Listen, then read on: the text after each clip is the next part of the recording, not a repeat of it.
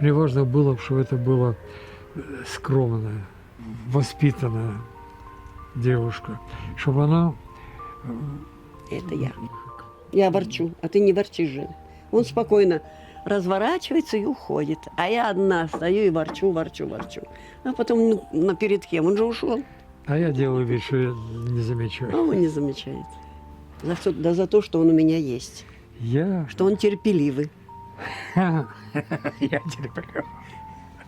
А за что бы вы поблагодарили свою супругу? За ее верность, за ее любовь, за ее чистоту. А за вкусненькую еду? Ну, это все приложение. Мужчина без пищи, любви не испытывает. Любовь – это высшая степень уважения. Если ты не уважаешь человека, ты не проживешь с ним. Ты должна жалеть и уважать его. Ну, мы считаем, что мы любим друг друга. Мы все, мне в нем нравится все. Я же говорю, я замуж выходила, сказала, не понравится, разойдусь. Все. А мне уже понравилось.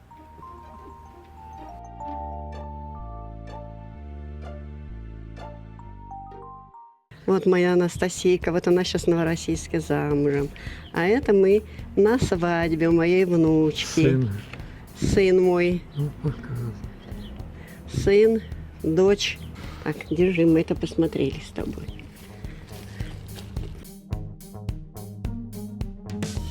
Я приехала в часть военную, там недобор девушек было.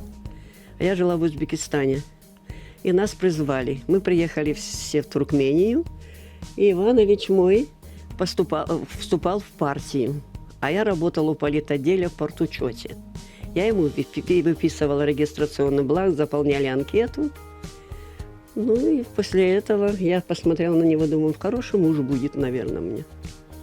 Думаю, я подумала и ничего ему не сказал. Ну, он, наверное, так подумал. Потом мой Иванович стал ходить в партучет, приносить мне сюрпризы какие-то, то разделочную доску, то скалочку, то гардины на окна. Вот так. И потом стал ходить в самоволку.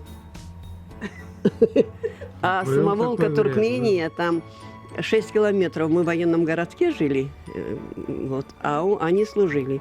Так он вечером через эти барханы шел ко мне в увольнение. А потом я оставалась с ним вместе, шли через барханы. Конечно, было очень страшно.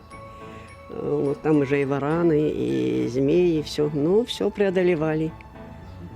Мы так 3 месяца, да, походили, Иванович сделал предложение мне. Там была комсомольская свадьба. Командир полка там, тамада был. Мы встретились с ним в Туркмении. Вот, и оттуда он меня привез в Владикавказ. А дальше ты рассказывай, какие твои впечатления. Конечно, я в воинской части уже на службу попал. Мне было уже 24 года. Приглянулась девочка, а я оформлял знамя части. Делал выносную площадку на последнем этаже. Пройдет, а так довольно флегматично, так посмотрит и пошла дальше. Думаю, эту крепость придется брать долго. А ребята, ее называли тигрица. Да. Она ходила медленно, чеканя шаг, высокий каблучок. Ну и, конечно, было под стать ее фигура. Попадает мне в газеты обертки туфель белый. Ну, понятно, у меня мастерская, я сам столер, я сапожник, я профессию эту получил в детском доме. Ну, думаю, все для меня стоит там приклеить каблучок, закрепить. Сделал.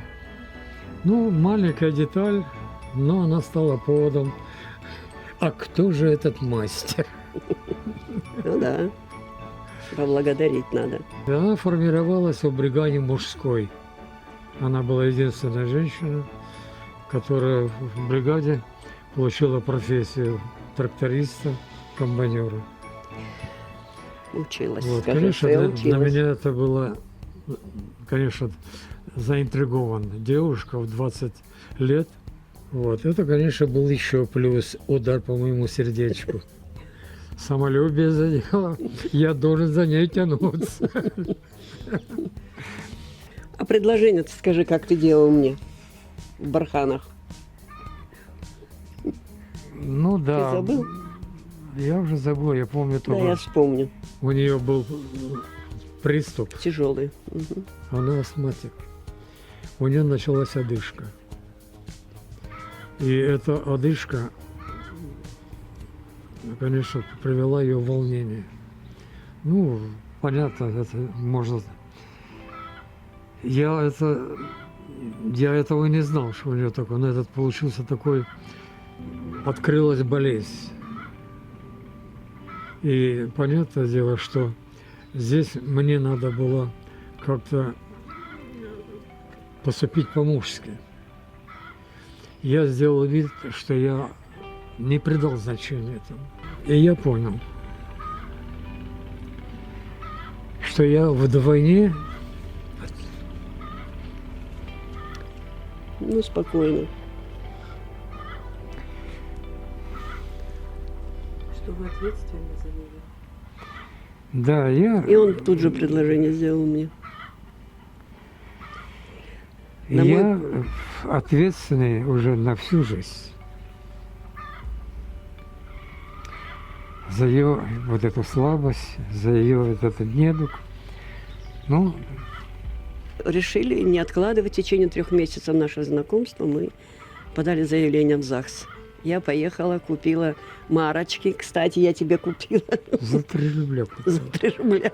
Отдала в ЗАГС. Поехали, зарегистрировались, накрыли стол. Ну, свадьба была такая молодежная, Солдатская. комсомольская. Одни солдаты были, командир полка с женой был. Был страшный ураган, наши столы занесло песком, барханы засыпали у нас, все. Но, тем не менее, нам не помешало. Конечно, не было ни фаты, Всю жизнь ничего. ураганим. Представьте себе, спустя все время на нашей юбилей обязательно будет ливень, дождь, ветер. Вот, и потом уже он уволился, мы приехали сюда, в Владикавказ. Конечно, мы приехали, квартиры нет, ему обещали квартиру, квартиры нет, прописки нет, жить негде. Ходим по городу и заглядываем в каждое окно и радуемся, что у людей вот такие праздники и все.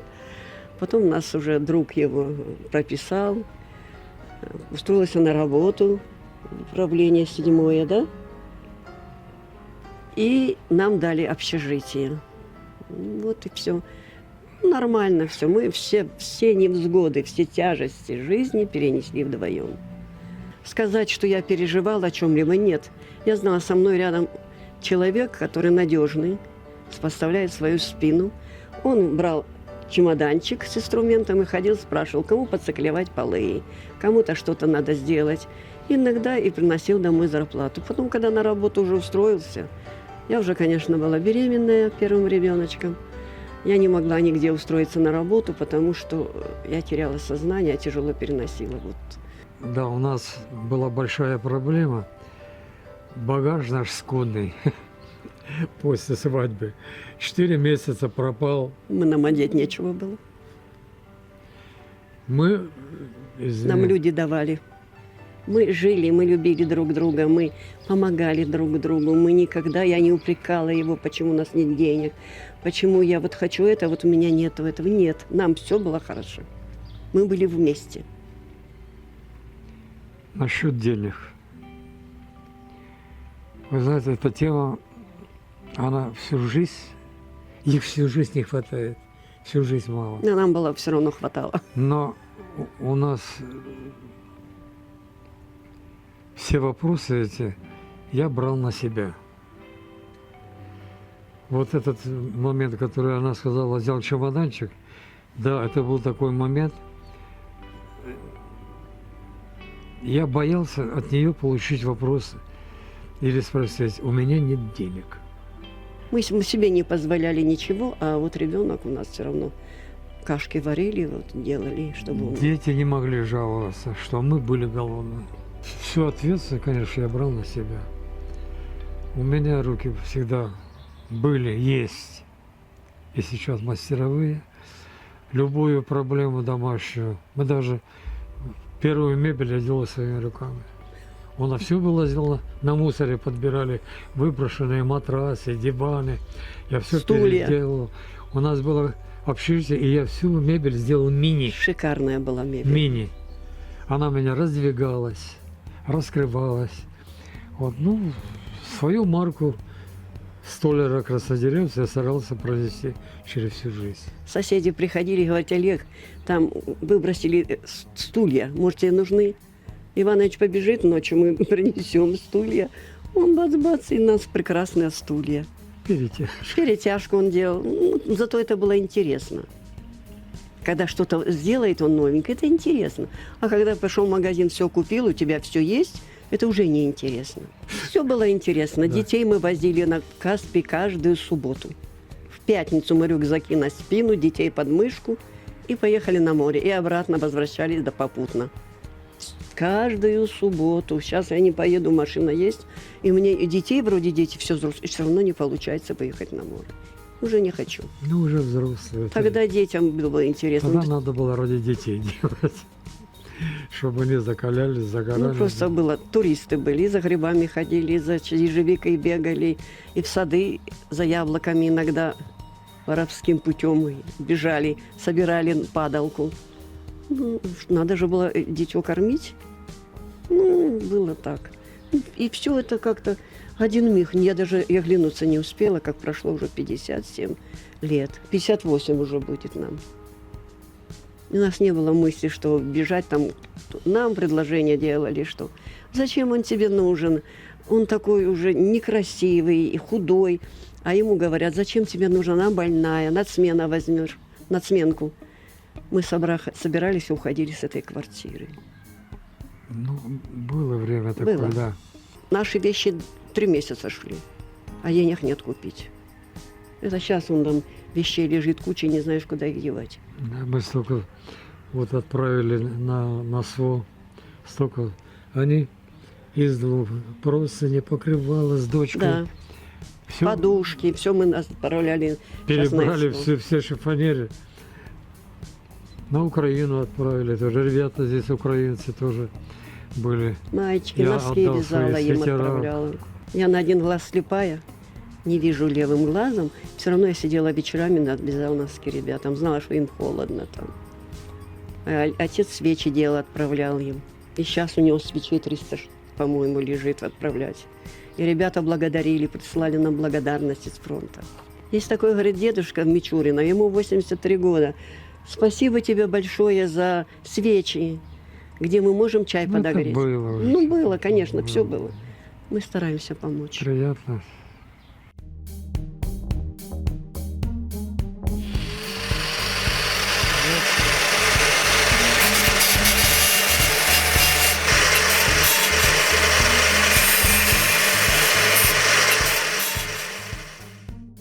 Вот такая вот наша.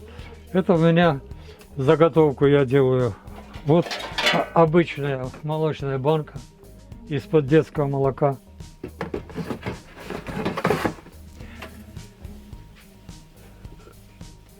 Размечаю, делаю вот этих отверстия. Ставится сюда вот фитиль. Вот он, вот так называется фитиль.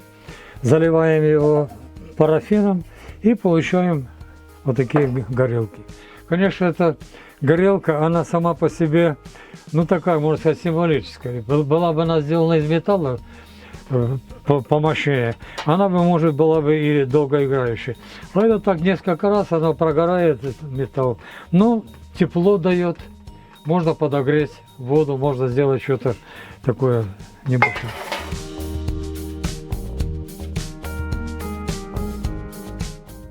Рождение детей. Нам этого не хватило. И не хватало. И не хватает. Хотелось больше детей. Ну, Я очень хотел большую семью. У нас семья была 5. Ну, астма у нее, астма бронхиальная. Мы даже решились на 3, с большими проблемами. У меня был приступ тяжелый после родов. Тяжелый приступ. И меня в нервную клинику сразу увезли. Поставили диагноз рак головного мозга. Да. Агиенко профессор. Он меня 3 года я не спала, я без света не могла спать. У меня были тяжелые приступы, приступ смерти. Вот. И скорая за скорой, 3 года в течение. И когда она сказала, заведующая роддомом, сказала, мы его заберем в дом малютки, вот, младшенького. Олег сказал, что я стану перед каждой роженицей на колени, и каждая роженица мне даст молочка. И он останется со мной. Когда меня в нервную клинику увезли и сказали мне, не возите, не мучьте ее, она через 8 месяцев она умрет. А потом, как Янку, я пошла в нервную клинику, а он говорит, все нормально, у вас диагноз был рак головного мозга, теперь мы его сняли, у вас ничего нету. Я по ему говорю, а он говорит, в Обкомовской больнице мне сказали, что я проживу 8 месяцев. Я поэтому молчал, я ничего не мог. Он носил в сердце вот это все. После этого какие роды больше... Никто не знал. Никто не знал, что у меня онкология вроде бы. Ну, зато у меня мальчик сейчас. Он где-то на его фотографии большой он у меня. Вадюшка, значит. Да, сейчас он работает в Краснодарском крае. Вон он стоит. Слева. Вот он, большой, вырос. Это Олеся меня, видишь, как?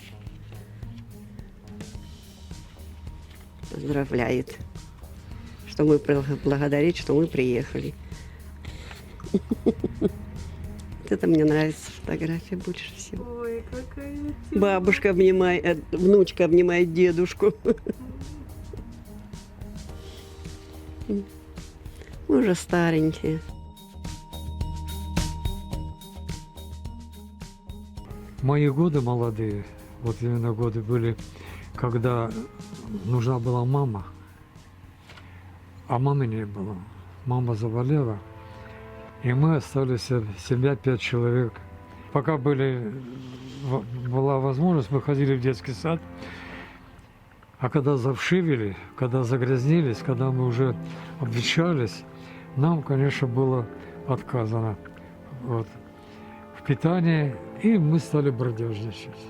Вот семья 5 человек. Нашу судьбу решил матрос. Когда мы всей семьей стояли у хлебзавода, просили хлеба, он нас отвел в детскую комнату. Вот с этого начинается отсчет трезвой оценки жизни, которая уже потом состоялась. Первое испытание, первая ночь, 4 человека нас раздели. Уметь держать язык за зубами, это была школа. Вот именно вот это был первый шаг, когда ты знаешь, кто тебя раздел, но нельзя сказать. Второе испытание мы получили, это сплоченность семьи. Нас должны были перед Новым годом распределить по разным детским домам. Младший брат, ему было 5-й год, а сестрам где-то шел 7-8 лет. 6-8 было. И вот перед тем, как нас разлучить, я брата привязал к себе, а 2 сестренки простынями связал. И мы легли в одну кровать. Зашел начальник приемника, был старший лейтенант. У него было 2 детей, и мы с этими детьми дружили. А нам сказала уборщица, дети вас в эту ночь разлучат. Видно, отцовские чувства этого старшего лейтенанта не позволил он нас разлучить. Он ушел. Ушел, и нам нашли детский дом в город Братство, где была разновозрастная группа. Вот таким образом мы остались одной семьей на всю жизнь.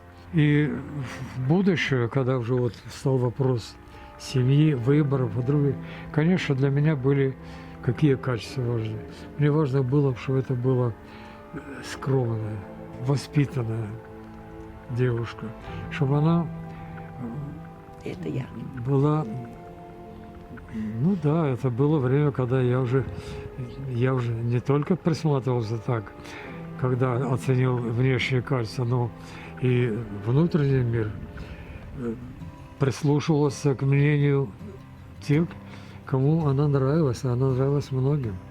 Это было время такое, что уже была засватана, Да. а мне пришлось ее, 8 марта свадьба должна была быть. да, Я выбирала Выбор. мужа не по внешнему виду. Я выбирала мужа надежного, что его грудью станет за меня. Он меня будет защищать. Он не легкомысленный, очень серьезный был человек. Он много мне рассказывал, как тяжело была жизнь у него, все. А я сидела и думала, авось, давай-ка я за него попытаюсь замуж выйти. Все. На этом и кончили мы разговор. И все. Год прожили. бурный год, характере, Ну, это, но никогда не было, я не знаю, что такое, вот я сегодня, как можно обижаться? да, правда. Спорим очень сильно. У меня свое мнение, у него свое Вот мнение. так и она должна быть. А как вы нивелируете вот эти конфликты? Чаем. Вот мы законфликтовали, я ушла к себе, он ушел к себе, потом он подходит, он меня зовет: Антошка, чай будем? Я говорю, конечно. Сели, пьем чай, смеемся. Вот все, у нас главное, чай нас мирит. Чашка чая. Ну, иногда бывает так, надуюсь, а потом он подходит и говорит: вот это что такое? Вот ты знаешь, я что-то нашел такое, посмотреть. Я смотрю, говорю, да это очень хорошая вещь. Вот тут, ну, а чай будем? Будем. Вот все. Я не зацикливаюсь на неприятных отношениях. Там вот почему он не хочет нам согласиться со мной, почему я не соглашаюсь с ним. У меня мое мнение, а у него свое мнение. Мы остались при своем мнении, и нормально все. Я свое дело делаю, он свое дело делает. А за что вам хотелось бы поблагодарить друг друга? За то, что он у меня есть, Я что он терпеливый. я терплю.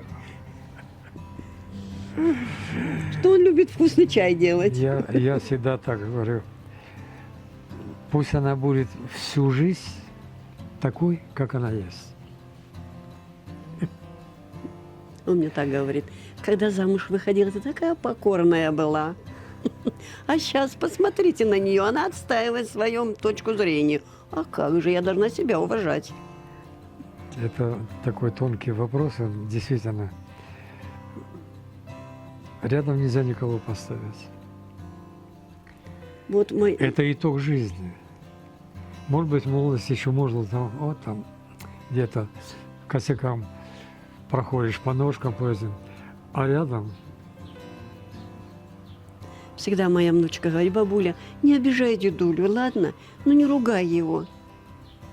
Вот они переживают, что мы мы не ругаемся, мы спорим. Я считаю, у нас никогда не было, чтобы там вот психанул, ушел и где-то день-два там отсутствует. никогда. Мы поспорили. Я говорю, хорошо, ты так считаешь? Он говорит, да. А я так считаю. Давай, ты будешь делать по-своему, а и у кого что получится лучше. У меня лучше получается, чем у него. Это же заслуга. Это же заслуга. Вот так что у нас никто, и Илона тоже, я говорю, что-то мы с папочкой немножко Да ну, мама, это глупости, вы же никогда не ссоритесь. А за что бы вы поблагодарили свою супругу? За ее верность, за ее любовь, за ее чистоту. А за вкусненькую еду? Ну, это все приложение. Мужчина без пищи, любви не испытывает. Я всегда утром встаю и думаю, что вкусненькое ему приготовить. Вот постоянно у меня вот это. Если у меня нет того, что я хочу, я расстраиваюсь. Кухню она любит. Готовить любит.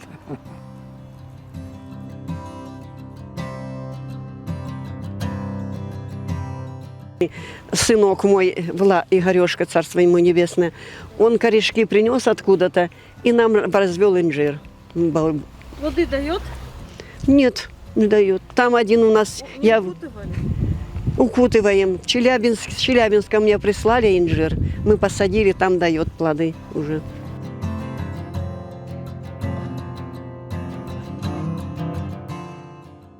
Вот здесь уже лучше арбузик, вырос красивый. Ну и сейчас откроем еще другие, будем смотреть. Вот здесь маленький какой. Мы его подкормим, он подрастет у нас. Для меня конец рабочего дня – это было финиш, который я не мог дождаться, когда я стану на пару дома. Вот это вот бегут втроем. Я не люблю с ними шутить. Не люблю. Мгм. Она порой на кухне, а в зале говорит, что они там творят, непонятно. Дочка любит папу, а сынок любит маму. Вот все. И они не говорят: мама, не обижайся. Сын всегда больше любит маму, а девочка всегда больше любит папу.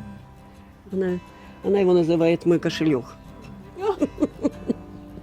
Так. Мой кошелек.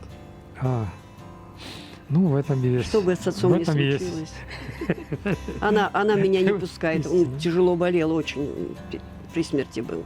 Но мы его откачивали. Она была, меня не пускали. Я дома была одна, а она около отца. Она меня не пускала даже в больницу. Да, дочь всегда. Это она с ума сойдет. Даже если я одна останусь здесь, она все равно будет у отца. Она говорит: мам, ты ингаляцию сделаешь, ты выпьешь лекарства, ты же знаешь, ты сама своим организмом управляешь, а папа не сможет. Я сейчас им управляю его организмом. Это наш домашний врач. Дети не переживают. Все, что она дает, я все ем. Молча. Я говорю, даже если отраву принесешь, отраву тоже. Если есть любовь, это высшая степень уважения. Если ты не уважаешь человека, ты не проживешь с ним. Ты должна жалеть и уважать его. Все его, вот все, что у него есть, ты должна это, с этим считаться и должна это уважать у него. Я считаю, что даже любовь не надо. Ну, мы считаем, что мы любим друг друга. Мы все мне в нем нравится все. Тоже ему нравится во мне все. Я так за него отвечаю. Я считаю, что... А раньше ж как выдавали замуж? Не по любви выходили девочки, а потом жили и любили, Привыкали. привыкали и все. Я же говорю, я замуж выходила, сказала, не понравится, разойдусь. Все. А мне уже понравилось. Мы без друг друга не представляем даже жизни. Он идет куда-то, я уже иду, ищу его, где он. Я иду, он тоже ходит, меня ищет. Но он жаловался на вас. Иной раз, говорит, уйдет в огород и не могу найти. Точно. А тебя я не ищу. Тоже пойдет и тоже хожу, кричу. Ну, плохо слышит уже. Ну, ничего. Находимся. Нам легко, когда нам трудно. И нам легко, когда нам хорошо. Потому что мы оба любим песню, мы оба любим танцы. По-моему, даже танцы нас родили больше. Да, это слабость моя, это слабость ее. Всегда сольный танец, мы не стеснялись никого никогда. Мы и сейчас не Где бы стесняемся. ни было. Сейчас трудно, ноги тяжелые, Да, но когда компания, когда друзья, очень счастливые мы. да.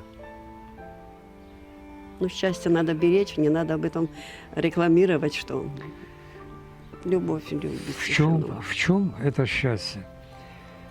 Если тебя тянет всю жизнь к одному человеку, или всю жизнь тянет в семью, а что может быть счастливее?